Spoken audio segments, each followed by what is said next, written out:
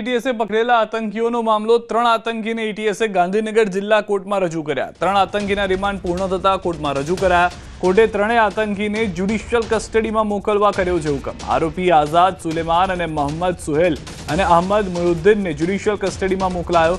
બચાવ પક્ષના વકીલે કહ્યું કે હાલ તપાસનો પ્રથમ તબક્કો છે। આગામી દિવસોમાં લીગલ ગ્રાઉન્ડના આધારે જામીન માટે પ્રક્રિયા હાથ ધરાશે। હાલ પૂરતું તો 3 આરોપીઓના રિમાન્ડ પૂર્ણ થયેલા છે। રિમાન્ડ પૂર્ણ થયેથી તેઓને અત્યારે જ્યુડિશિયલ કસ્ટડીની અંદર મોકલી દીધેલા છે। એટલે હવે આ તબક્કે જે આપણે કહી શકીએ તો તપાસ ખૂબ જ પ્રથમ તબક્કે છે। ઇન્વેસ્ટિગેશન બી અત્યારે પેન્ડિંગ છે ને જો કે પૂરતો સમય છે ઇન્વેસ્ટિગેટિંગ એજન્સી પાસે આની અંદર। અમીરગઢ તાલુકામાં શાળાઓ સામૂહિક રીતે બંધ રાખવામાં આવી છે। આદિવાસી દાખલાઓ રદ કરવા સરકારી નિર્ણયથી વાલીઓમાં રોષ જોવા મળ્યો છે। વાલીઓનો આરોપ છે કે આદિવાસી વિસ્તારમાં કાયમી ધોરણે આપતા દાખલાઓ રદ કરવામાં આવે। આ દાખલાઓ આદિવાસી યુવાનોને સરકારી નોકરીઓ મેળવવામાં મદદરૂપ થતા હતા। દાખલાઓ રદ થવાથી ભવિષ્યમાં નોકરી મળવામાં મુશ્કેલી પડશે તેવી ચિંતા વાલીઓને સતાવી રહી છે। વાલીઓ માંગ કરી રહ્યા છે કે જે લોકોના દાખલાઓ રદ કરવામાં આવ્યા છે તેમને ફરીથી મંજૂરી અને નોકરીમાં પાછા લેવામાં આવે।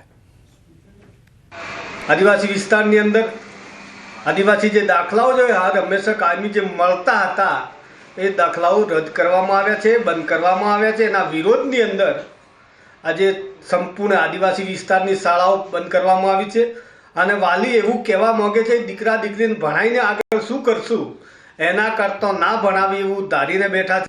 જૂનાગઢ જિલ્લામાં ખેડૂતોને સહાય માટેના ઓનલાઈન ફોર્મ ભરવાની પ્રક્રિયામાં સર્વર ડાઉનની સમસ્યાના કારણે હેરાનગતિ છે। જૂનાગઢ જિલ્લામાં કમોસમી વરસાદને કારણે પાકને મોટા પાયે નુકસાન થયું, જેને લઈ સરકાર દ્વારા ખેડૂતોને સહાય આપવાની જાહેરાત કરાઈ। સહાયના ઓનલાઈન ફોર્મ ભરવાની પ્રક્રિયા ગ્રામ પંચાયત કચેરી ખાતે શરૂ થતાં ખેડૂતો મોટી સંખ્યામાં ઉમટી પડ્યા, પરંતુ ઓનલાઈન ફોર્મ ભરવાની સિસ્ટમમાં ખામી અને સર્વર ડાઉનની સમસ્યા થતાં ખેડૂતોને 2 દિવસ સુધી લાઇનમાં ઊભા રહેવું પડે છે।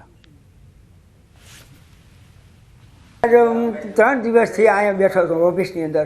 હવે એ સર્વર ડાઉન થાય તો એમાં કરે હું હોય એ બિચારા એમને અહીંયા આંગળા દબાવ્યા કરે કે ભાઈ નથી હાલતું નથી હાલતું। હવે પણ આ સરકારને ખરેખર કરવાની જરૂર જ નથી। એને ખબર છે સમગ્ર ગુજરાતની અંદર આ પાક નુકસાની થાય છે તો એને અમારે સંપૂર્ણ ડેટા એની પાસે છે તો અમારા ખાતામાં જે મળવાના હોય અમારે સીધા ખાતામાં નાખી દે તો હું વાંધો। અત્યારે હું તમને કહું અમારી પરિસ્થિતિ એવી છે અમારા સહાયની રાહ જોઈને બેઠા છે। તો અમે અહીંયા કાલના બેઠા છીએ તો અમારું સર્વર ડાઉન જ છે, એ હાલતું જ નથી। તો અમે કાલે આવ્યા હતા, લાઇનમાં ઊભા હતા, આજે આવ્યા હતા, હજી ચાલુ નથી થયું। તો એના માટે શું કરવું અમારે?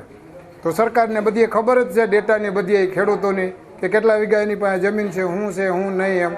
તો પછી ડાયરેક્ટ સીધા ખાતામાં નાખી દઈએ તો એમાં તકલીફ શું છે સરકારની?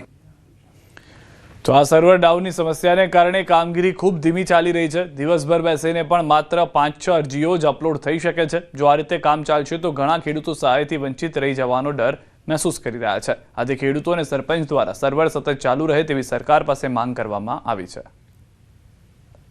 ખેડૂતો અત્યારે પોતાના અગત્યના અટાણે પિયત કરવાના કામ બધાય મૂકીને અટાણે સહાયની લાઇનમાં ઊભા છે તો અટાણે સર્વર એ કામ કરતું નથી। તો ખરેખર સરકારશ્રીએ એ સર્વર ડાઉન છે એના માટેના થોડાક ખેડૂત પ્રત્યેનું સારું વલણ અપનાવીને એના ખરેખર જે ઉપાય થાય એ ઉપાય શોધીને એ ઝડપથી કાર્યવાહી થાય એવા પ્રયત્ન કરવા જોઈએ। સમગ્ર મામલે જૂનાગઢ જિલ્લા ખેતીવાડી અધિકારી સ્પષ્ટતા કરવામાં આવી હતી કે અરજીઓ સ્વીકારવાની પ્રક્રિયા પોર્ટલ મારફતે ચાલુ છે। અરજીઓની કામગીરી કુલ 15 દિવસ સુધી ચાલવાની છે, તેથી ખેડૂતોને લાઇનમાં ઊભા રહેવાની કોઈ જરૂર નથી। ઉપરાંત સમગ્ર પ્રક્રિયાનું તાલુકા અને જિલ્લા કક્ષાએથી સતત મોનિટરિંગ કરવામાં આવી રહ્યું છે અને કોઈ પણ ટેકનિકલ પ્રશ્ન ઊભો થાય છે તો તેને ઉચ્ચ કક્ષાએ જણાવીને તુરંત નિકાલ કરવામાં આવે છે। તમારા તાલુકા કક્ષાએથી અત્રેથી અમે એનું સતત મોનિટરિંગ કરતા રહ્યા છીએ। ક્યાંય કોઈ પ્રશ્ન આવે તો તરત અમે એને ઉપર પણ મોકલી આપીએ છીએ।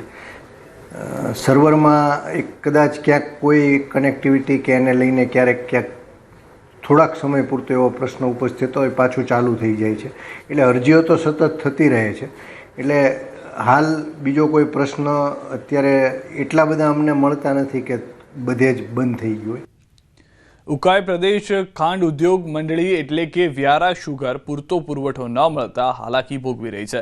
તેથી વ્યારા શુગરને પૂરતા પુરવઠા સાથે બેઠી કરવા બેઠકનું આયોજન કરવામાં આવ્યું, જેમાં શુગર મિલના કસ્ટડિયન સભ્ય, સંચાલકો સાથે ધારાસભ્ય મોહન ધોડિયા અને તાપી ભાજપ પ્રમુખ પણ ઉપસ્થિત રહ્યા। બેઠકમાં મુદ્દો ઉઠ્યો કે અન્ય શુગર મિલો પણ આ વિસ્તારમાંથી પુરવઠો લઈ જાય છે, તે કારણે વ્યારા શુગરને પુરવઠો મળતો નથી. પોતાના કાર્યવિસ્તાર બહારથી પુરવઠો નહીં લેવાનો પરિપત્ર હોવા છતાં યોગ્ય અમલ નથી થઈ રહ્યો. ત્યારે વ્યારા શુગરના પ્રમુખે લેખિત રજૂઆત કરી છે કે પરિપત્રનો તાત્કાલિક અમલ કરાવવામાં આવે.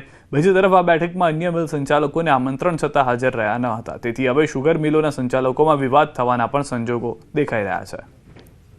વલસાડ સુગર છે એ વલસાડ સુગર પ્રાઇવેટ લિમિટેડ કંપનીને આપવામાં આવી એટલે એનું વલસાડનું કાર્યક્ષેત્ર છોડીને તાપી જિલ્લામાંથી શેરડી લઈ જાય એવી દક્ષિણ ગુજરાતની તમામ સુગર ફેક્ટરીઓ આ તાપી જિલ્લામાંથી માલ લઈ જાય છે. એ તમામ લોકો એ બંધ કરે એવી આપણે વિનંતી કરીએ. કલેક્ટર શ્રી, ડીએસપી શ્રી અને રજિસ્ટ્રારને ફોન પણ થયા છે. એટલે આવતીકાલથી જ એનો અમલ થઈ જાય એવી અમે વિનંતી